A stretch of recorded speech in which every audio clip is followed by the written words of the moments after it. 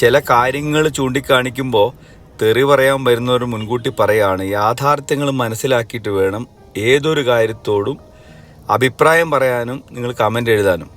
ഈ കാണിക്കുന്നത് സത്യസന്ധമായ ഒരു കാര്യമാണ്. ഇന്ധനവില കൂട്ടിയതിനെതിരെ കേന്ദ്രത്തിനെ തെറിയും പറഞ്ഞ് നടക്കുന്നവർ ചില സത്യങ്ങൾ മനസ്സിലാക്കുക. അതായത് കേന്ദ്രഭരണ പ്രദേശവും കേരളവും തമ്മിലുള്ള വ്യത്യാസം, അതായത് ഇന്ധനവില വ്യത്യാസം.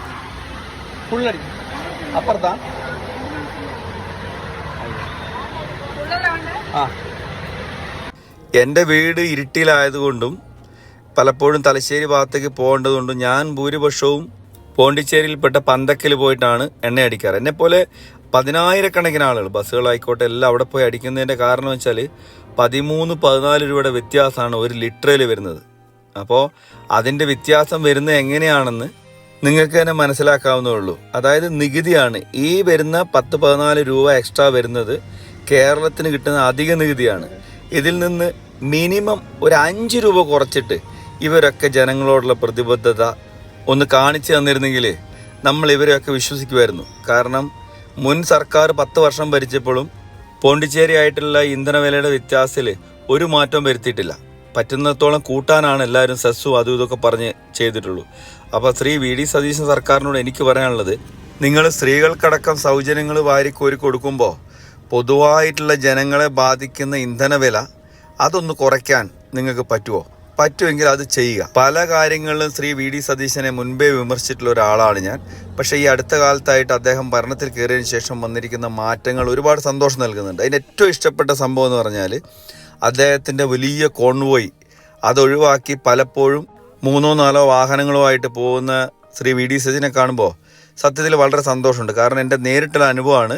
കഴിഞ്ഞ ദിവസം ഞാൻ തിരുവനന്തപുരത്ത് പോയപ്പോൾ ഞാൻ നേരിട്ട് കണ്ടതാണ്. സിഗ്നലിൽ നിൽക്കുമ്പോൾ സിഗ്നൽ തടയാതെ അദ്ദേഹം ഒരു സൈഡിൽ കൂടി പോയി, ഞങ്ങൾ സാധാരണ പോലെ തന്നെ സിഗ്നൽ കടന്ന് പോവുകയാണ് ചെയ്തത്. അപ്പോൾ അതുപോലുള്ള കാര്യങ്ങളൊക്കെ കാണുമ്പോൾ ഒത്തിരി സന്തോഷം തോന്നാറുണ്ട്. അപ്പോൾ നിങ്ങൾക്ക് പറ്റുമെങ്കിൽ ഇന്ധനവിലയിൽ ഈ ഒരു വ്യത്യാസം കുറച്ചെങ്കിലും ഒന്ന് കുറച്ചിട്ട് ജനങ്ങൾക്ക് മേലുള്ള അധിക ഭാരം ഒന്ന് കുറയ്ക്കാൻ പറ്റുമോ എന്ന് നോക്കുക. ഇപ്പോൾ കഴിഞ്ഞ ദിവസം മദ്യത്തിൻ്റെ നികുതി കുറയ്ക്കുന്നതൊക്കെ കണ്ടു. അപ്പോൾ അതുപോലെ ഏറ്റവും ഇമ്പോർട്ടൻ്റ് ആയിട്ട് വേണ്ടത് നമുക്ക് ഇന്ധനത്തിലാണല്ലോ. ഇന്ധനവില കുറയുകയാണെങ്കിൽ ബാക്കി എല്ലാത്തിനും കുറയുമെന്നുള്ളത് നിങ്ങൾക്ക് എല്ലാവർക്കും അറിയാവുന്ന കാര്യമാണ്.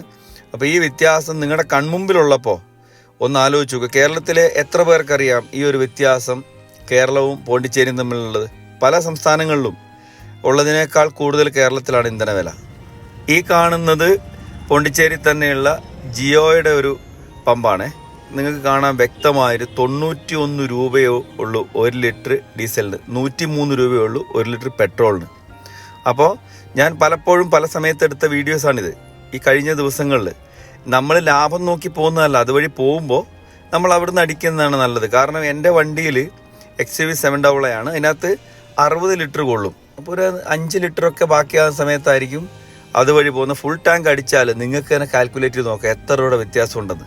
അപ്പോൾ ഈ വീഡിയോ പരമാവധി ഷെയർ ചെയ്തിട്ട് ഗവൺമെൻറ്റിൻ്റെ ശ്രദ്ധയിൽപ്പെടുത്താൻ വേണ്ടി ശ്രമിക്കുക എല്ലാവരും. ഇത് ഗവൺമെൻറ്റിന് അറിയാത്ത കാര്യമൊന്നും അല്ലെങ്കിലും ജനങ്ങൾ ഇതൊക്കെ മനസ്സിലാക്കുന്നു എന്ന് ബോധ്യപ്പെടാൻ വേണ്ടിയെങ്കിലും ഷെയർ ചെയ്യുക. എല്ലാവർക്കും നന്ദി.